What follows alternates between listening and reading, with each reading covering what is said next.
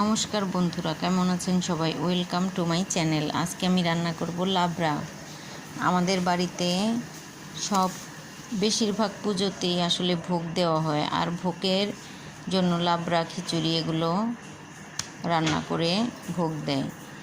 এর জন্য লাবড়া রান্নাটা আসলে আমার কাছে খুবই সহজ মনে হয়, তাই বাসায়ও আমি মাঝে মাঝেই লাবড়াটা রান্না করি। আর আজকেও আমি নিরামিষ দিনের লাবড়াটা রান্না করছি। আমি প্রথমে ফোড়নটা দিয়ে দিলাম। আসলে এই ফোড়নটার জন্যই লাবড়ার টেস্টটা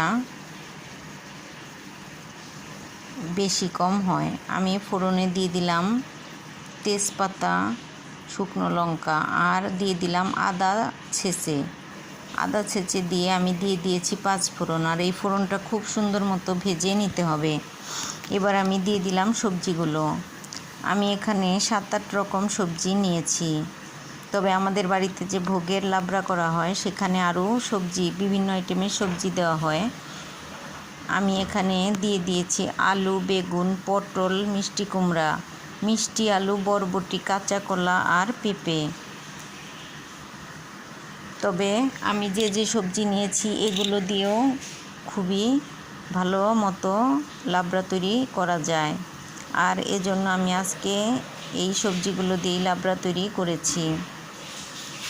তবে আরেকটা জিনিস আছে, কলার ভাদাইল, এইটা দিলে বেশি টেস্ট হয়। আর শীতের দিন হলে ফুলকপি, বাঁধাকপি এগুলো দিলে বেশি টেস্ট লাগে। তবে আমি যেভাবে রান্না করেছি এই সবজিগুলো দিয়ে রান্না করলেও দারুণ টেস্ট হয়। আমি লাবড়াটা সবজিটা চুলায় দিয়ে দিয়েছি লবণ আর হলুদ গুঁড়ো।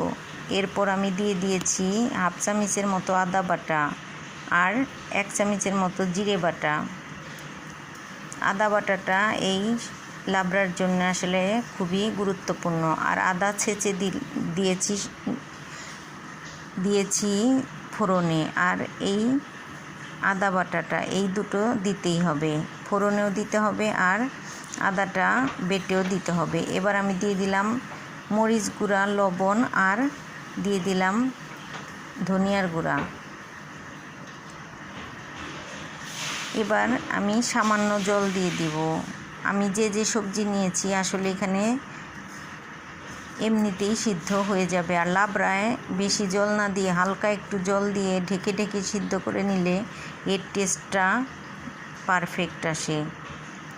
এবার আমি খুবই সামান্য জল দিয়েছিলাম, আর ঢেকে আমি সবজিগুলো সেদ্ধ করে নিয়েছি। আমি অবশ্য সব মশলাই দিয়ে দিয়েছি, হলুদ গুঁড়া, মরিচ গুঁড়া, লবণ, আদা বাটা আর ধনিয়ার গুঁড়া, জিরে বাটা।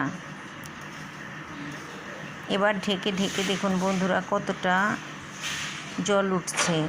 ঢেকে রান্না করলে জল উঠবে, আর এই জলেই লাবড়াটা কষানো হয়ে যাবে। এবার আমি কাঁচামরিচ দিয়ে দিচ্ছি। আমি হালকা শুকনো মরিচের গুঁড়ো দিয়েছি আর কয়েকটা কাঁচামরিচ দিয়ে দিচ্ছি। আমার লাবড়ার পরিমাণ অনুযায়ী আমি ঝালটা দিচ্ছি। আপনারা আপনাদের স্বাদ অনুযায়ী বাড়িয়ে কমিয়ে দিতে পারেন, তবে আমার লাবড়াটাও ঝাল হয়েছিল। এবার আমার লাবড়াটা রান্না হয়ে গেছে। দেখুন বন্ধুরা আমি কতটুকু জল দিয়েছিলাম, খুবই সামান্য 2 চামচের মতো জল আমি দিয়েছিলাম, আর এতে আমার লাবড়া রান্না হয়ে গেছে।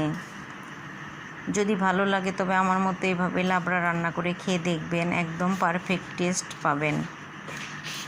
আর আমি সব শেষে গরম মশলার গুঁড়ো দিয়ে দিলাম। গরম মশলার গুঁড়োটা দিলে লাবড়ার সেন্টটা অন্যরকম হয়, আর ঘি দিলে আর একটু ভালো হতো, তবে আজকে নিরামিষ দিনে রান্না করেছি এজন্য আমি বাসার ঘিটা দিলাম না। তবে আপনারা রান্নার শেষে লাবড়ার উপর একটু ঘি ছড়িয়ে দিবেন। সবাই খুব ভালো থাকবেন, সুস্থ থাকবেন।